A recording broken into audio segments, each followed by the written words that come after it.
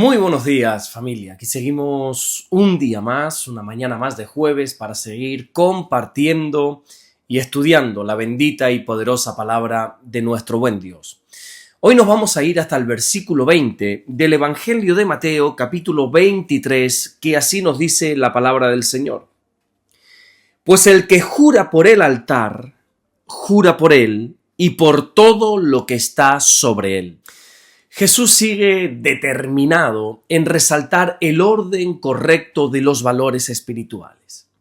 Como ya hemos estado viendo en los devocionales anteriores, los escribas y los fariseos habían invertido el valor de las cosas y le estaban dando importancia a cosas que no eran importantes. Y lo que realmente sí que era importante, pues fíjate tú, para ellos no era nada. Ellos decían que si se juraba por el altar que no pasaba nada, pero que si se juraba por la ofrenda que se colocaba sobre el altar, esa ofrenda sí que valía, sí que era importante. Déjame explicarte rápidamente este asunto de los juramentos. Mira, en la Biblia, jurar significa hacer una declaración solemne, poniendo a Dios como testigo de lo que uno dice es verdad. Bueno, también se hace para demostrar que se va a cumplir una promesa. Era una forma de decir algo así como Dios es testigo que lo que digo es verdad. O Dios es testigo de que cumpliré mi palabra. El juramento era considerado algo sagrado. De hecho, en Éxodo, capítulo 20, versículo 7, encontramos que uno de los 10 mandamientos es no tomar el nombre del Señor nuestro Dios en vano.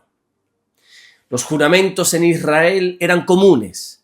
La ley permitía jurar, pero tenía condiciones estrictas, como por ejemplo, no se podía jurar a la ligera, no se podía jurar falsamente. Y claro, como ocurría en casi todo, pues los fariseos habían creado un sistema de juramentos engañosos.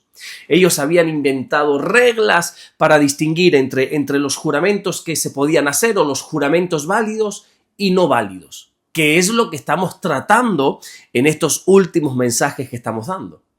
Si alguien juraba por el altar, decía que ese juramento no tenía valor alguno, no valía nada. Pero si alguien juraba por la ofrenda, entonces ese juramento sí era válido y era deudor de lo que había dicho. Así que fíjate tú el nivel tan alto de hipocresía y sobre todo también la falta de temor de Dios que ellos tenían al decir que el altar no tenía valor alguno y eran capaces de jurar por él.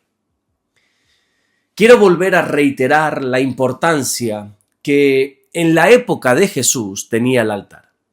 Quizá hoy tú y yo no lo tengamos tan claro porque gracias a lo que Jesús hizo en la cruz, nosotros tenemos el camino abierto, nosotros tenemos un camino directo al Padre, como dice la carta a los Hebreos en el capítulo 10 y en los versículos 19 y 20. Pero en aquel entonces no era así. Había todo un ritual para poder acercarse a Dios y el altar era ese punto de encuentro entre Dios y el hombre. Era el lugar donde lo humano podía tocar de alguna manera lo celestial. El altar representaba la misma presencia de Dios.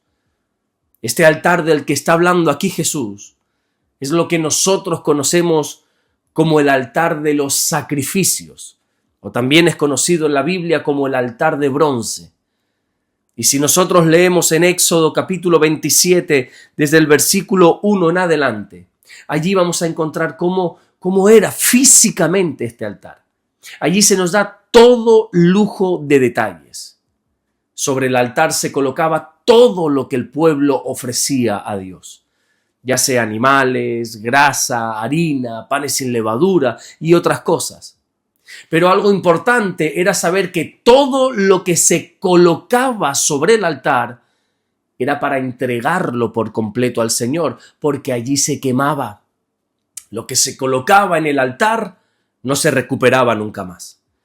Esto era algo tan sagrado, era algo tan serio, porque allí era donde Dios aceptaba el sacrificio del pueblo.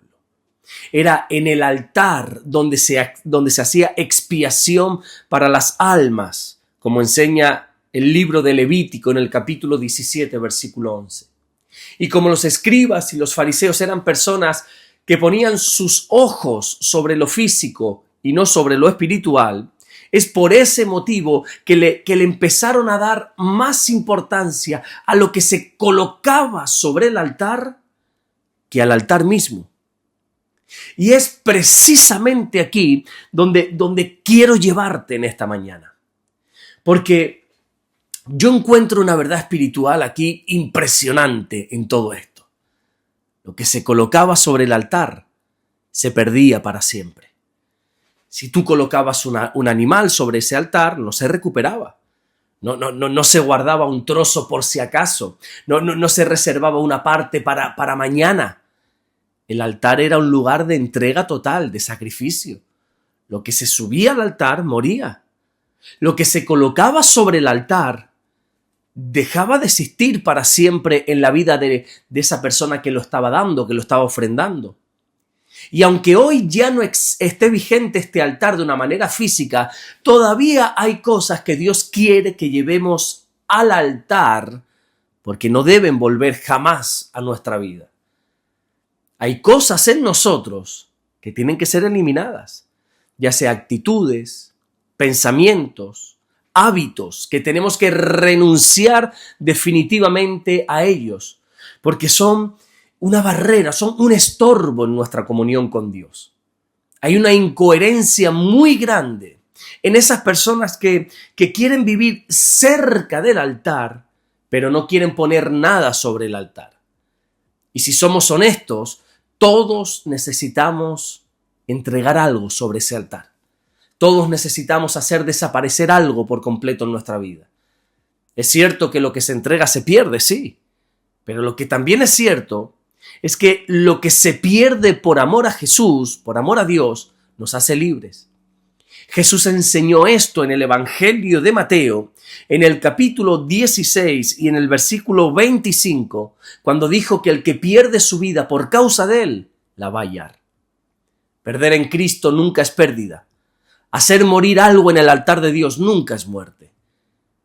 Y creo que ha llegado el momento de sacrificar ciertas cosas en el altar de Dios. Hay pecados que deben consumirse de una vez por todas. Hay relaciones que tienen que quemarse. Hay actitudes que tienen que dejar de existir. Debemos eliminar de nuestras vidas la envidia, orgullo, enojo, malos hábitos, malas palabras. Y todo esto desaparecerá cuando lo pongamos sobre el altar que simboliza la presencia de Dios. Y recuerda que lo que se coloca sobre el altar nunca regresa. El altar no es un armario donde ahí vamos guardando y almacenando cosas y podemos tomarlas de vez en cuando. No. Sino que todo lo que se pone sobre el altar tiene que ser consumido por completo. Y Jesús en este versículo 20 que estamos tratando en esta mañana nos recuerda que el altar no es algo que deba estar vacío. En el altar siempre hay que colocar cosas. Y si esto era así en los tiempos del templo, ¿cuánto más tiene que ser en nuestra vida a día de hoy? El altar santificaba lo que tocaba y Jesús hoy sigue santificando todo lo que le entregamos. Estas palabras son un llamado a volver a valorar el altar. Es un llamado a dejar de vivir como los fariseos, que valoraban más la ofrenda que el altar. Y ese no es el orden correcto. Lo más importante en nuestra vida tiene que ser nuestra relación con Dios. Y para que nuestra relación con Dios esté firme, esté sólida, hemos de eliminar muchas cosas de nuestra vida.